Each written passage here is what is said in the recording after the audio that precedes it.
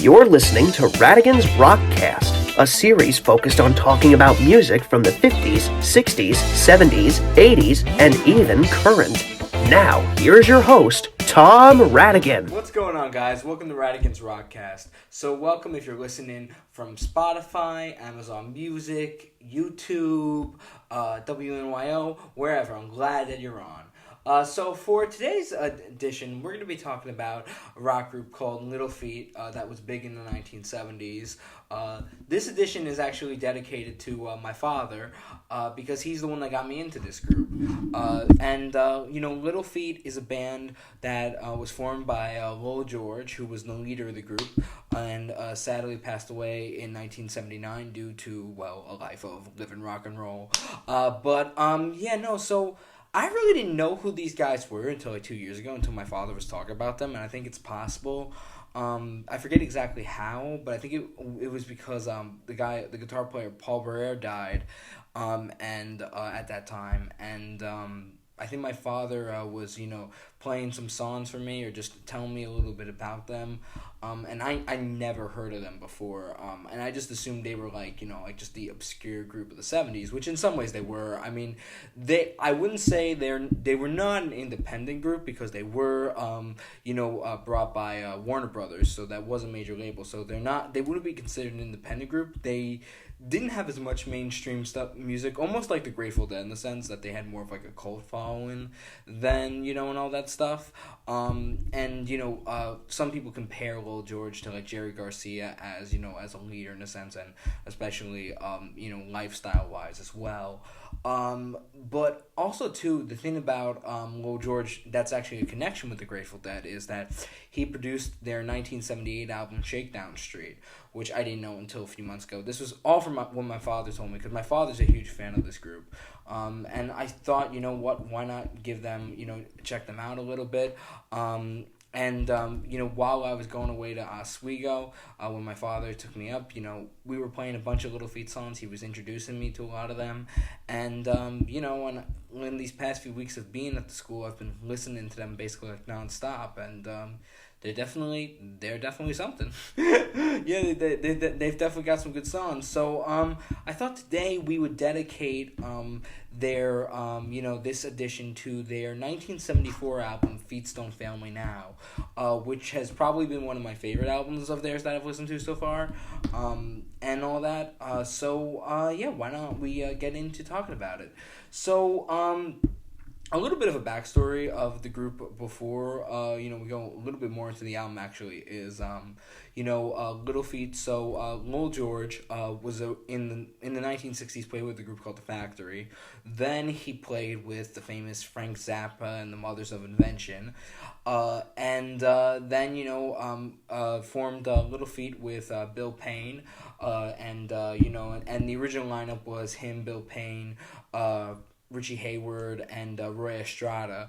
And apparently they got the name of Little Feat because the drummer of it was the drummer of the Mothers of Invention, Jimmy Carl, made fun of Lil George's feet. He said he had a little feet. So, and the interesting thing is the spelling of how they do feet is instead of FEET, they do FEAT, as in in homage to the Beatles. How the Beatles, instead of using it as the bug of the Beatles, they did the beat. So that's how it feet, and that's it's a clever wordplay thing. So Feats Don't Fail Me Now was their fourth album, and they weren't, like I said, they didn't have as much success commercially. They weren't as big as, other groups at that time that was in the circle with them. But, they had 3 albums, they didn't sell well. The label was seeing what they would do with them. In order to make ends meet, they did start doing some session work and did some backing music and stuff, because they were professional musicians in that sense. They decided to they went their separate ways for a little bit after their album Dixie Chicken. and then they went back into the studio. They recorded it in outside of Baltimore at Blue Seas Recording Studio, they did it apparently very quickly. They were able to get the audio right and make it that really great sound. The lineup, of course, for the band was, of course, Lowell George, Bill Payne. Bill Payne was on keyboards. Of course, Lowell George was on vocals and guitar because he was known for being a great guitar player as well. We had Richie Hayward on drums. There was Kenny Gradney on bass. Sam Clayton on percussion, and Paul Baran on guitar. And also too, because it started out first with Roy Estrada on bass. And then, in the first two albums, and then, Kenny Gradney replaced him, and then, Sam Clayton and Paul Baran were added to the band as well. So the thing that's really cool about this album is just the funk, the rock, just all put in together, and the R&B too, the blues as well. The blues, rock, funk, all that stuff, all mixed together and all that.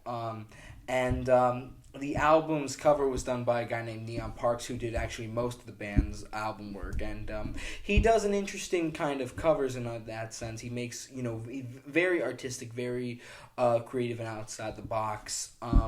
The album cover for this is actually very interesting. It's like lightning and like thunder, and also too it's it's on a hill. It's on like a steep mountain with lightning, and I think it looks like George Washington's in the car, the blue car that they have painted in it. So it's a cool cover. It was actually their first album to make it on the Billboard 200, and it made 36. So it got them a little bit of chart success with this album and all that stuff. And this definitely has some great essential tracks, which we will get into at the moment, which is right now we've got how the album starts is Rock and Roll Doctor. So let's just talk a little bit about that. The song's about a guy who's got 2 degrees in bebop, a PhD in swing, and a master of rhythm, and a rock and roll king. And it's just the beginning works so well too. The guitar playing, the electric guitar playing, and then how it just kicks in with the drums, and then Lowell George's slow voice, and going into a line, there was a woman in Georgia that didn't feel just right. She had fever all day and chills at night. And the way, it just transitions and it's so slow and you got that, funk groove in and all that, it's just really, really, really something, there. That works pretty well. It was written by, of course, Lowell George. He sings, of course, the song because he was mostly the front man and all that, of course, and he sang most of the stuff. And an interesting thing, it was an interesting thing of how the song was recorded was because it was more of the beats per measured and all that stuff. And this is a quote that Paul Barrera says about how they recorded the song, and this is how it goes. Lowell used to do this thing with cassette tapes where he would take the tape, cut and splice it together, not knowing what was going to happen. On Rock and Roll Doctor, there was a couple of measures that were 3.5 beats instead of 4 beats, and he would hand the tape to keyboardist Billy Payne and say, normalize this. I think within the framework of the verse, there's a 6x4 measure, which is probably we didn't get a whole lot of airplay on jukebox. If people tried to dance to it, it's like they're on the wrong foot. That's an interesting way to put that there. And it was co-written by Martin Hebe, but his stage name was known as Fred Martin. And all that, when he wrote stuff with Lowell George. This was actually apparently a time in the band when the band was sort of falling out, because the band already was around for a while at this point. And even though it was their, because even though it was their first album that really got chart success in a sense, their album Dixie Chicken was also perceived well with fans and all that stuff. And for instance, with Lil George, for instance, as a songwriter, he was working with like an outside guy who was not in the group. I think there was tensions and of like what where everybody wanted to shift in a different direction. Coming at number 2, we've got the song "Oh Atlanta," and that is not by Lil George. That is sung by Bill Payne and written by him as well. And it was interesting because I heard the song for the first time around the same time I heard Rock and Roll Doctor, of course, from my dad. And my dad told me about it. Because during the summer, in the beginning of the summer, I went to Atlanta with my grandma, and he said, you should listen to this song considering you're going to Georgia, check it out. And I listened to it and I just loved it. It has that like boogie woogie type of feel, that fast rock paced. The vocals are pretty good. Like I like of course some lyrics like, you can drop me off on Peachtree. I gotta feel that Georgia sun, and being in Georgia, I could see that because the sun shines really bright there. It's a beautiful place. So, after, I remember, even though I'm not a huge fan of TikTok, I went on TikTok after, talked a little bit about the song, and saw some videos of some people of using the song. Not a lot of people use the song because Little Feat is very, like, in some ways obscure, especially now. A lot of people wouldn't know who they were, but so there's a few people who did pictures of places in Atlanta and put that song together and mashed it up, which I thought was really cool in a sense. I think it's a good song. I think Bill Payne sings well on it. I think it's interesting too that the songs I really love on this is mostly from not stuff from Lil George. Like my other this would probably be like my favorite song on the album. But there is another contender for that list because I heard those 2 songs like already. For about since May, and then I started listening to the album a few weeks ago, and after Atlanta, because Rock and Roll Doctor is a great song, Atlanta follows up with another great song, but then the third track, I was put in another state of mind. This song, pun intended here, put my mind at rest, and that is called Skin It Back. Skin It Back is by Paul Bourret, and man, is it funky. It's got the funk on this. It is the way the guitar comes in, the blam, blam, blam, blam, blam. Okay, I'm not gonna go too, I'm not gonna embarrass myself too much for you guys, but you know what I'm getting at. And then, that deep kind of, voice, deep soulful voice, sounded a little similar to Lil George, but different in a sense. And then when you get into the chorus, it's just like, you just start like listening, like, whoa, and you're just like putting your head together, like, yeah, and that's what I'm doing the whole time. I mean, for people who are just listening, you don't see it, but I'm like moving my head around, because I'll just quote the lyrics of it. Like, it seems that the world it keeps on turning for something. I don't doubt it. It just keeps on moving. You're a dream, and that's all that I ask for. And then when it goes more into like a little bit more of like the instrumental break, but then when he goes back to doing like something real, and then like please, please, darling, put my mind at rest. Like, I'm just like relaxed and listen to that, like, please, darling, put my mind at rest. I'm just gonna like break down the song. I'm not a good singer, so I'm not gonna do that. I'm trying to stop myself. I've been really good at that. Okay. Those are the 2 songs that are not sung by Lil George, and Lil George sings the rest of the songs. And let's talk about the title track of the album, which is Feats Don't Fail Me Now, which is another big song of theirs. This song was also written working with Martin Kibley, and I think also Paul Beret as well, helped out on this. It's a very, just like, it's not my favorite song, but it's like got that, that boogie, got that, it's a good song to, I wouldn't say dance to, but just, bop your head to, or just a good, like, type of song that represents the rock and the funk kind of style, but leaning more towards the rock. They were also, they do a lot of country rock too, has a little bit of those elements in that as well. I would say definitely has those elements. That works well. There's another song on it called Spanish Moon, which is another very funk track, which is like Skin It Back in a sense of its structure, and melody kind of sounds the same,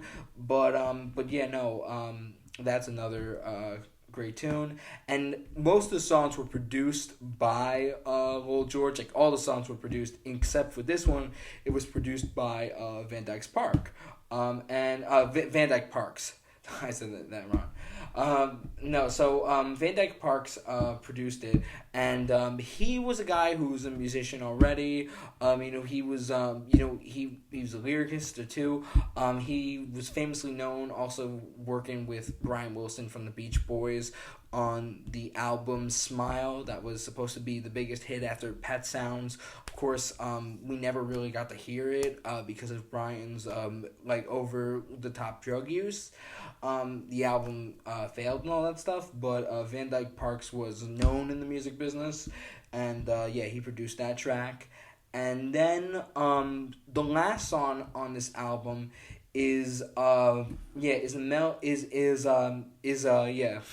medley of the songs Cold Cold and Tripe Face Boogie, which were both from their second album, Sailing Shoes. The medley's good here. I mean, they sound the same, just put together.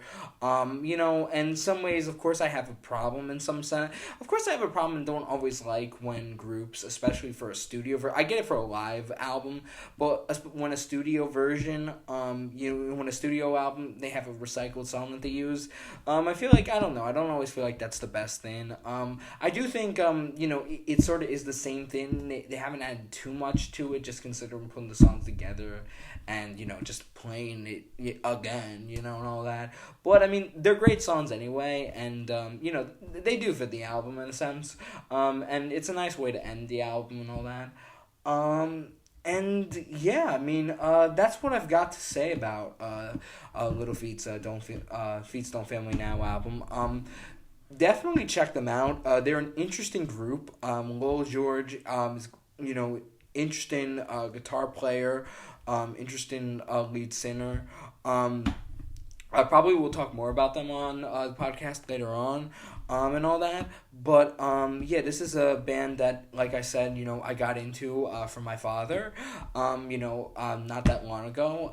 I'm glad I got into them, and I think they've got some really good stuff.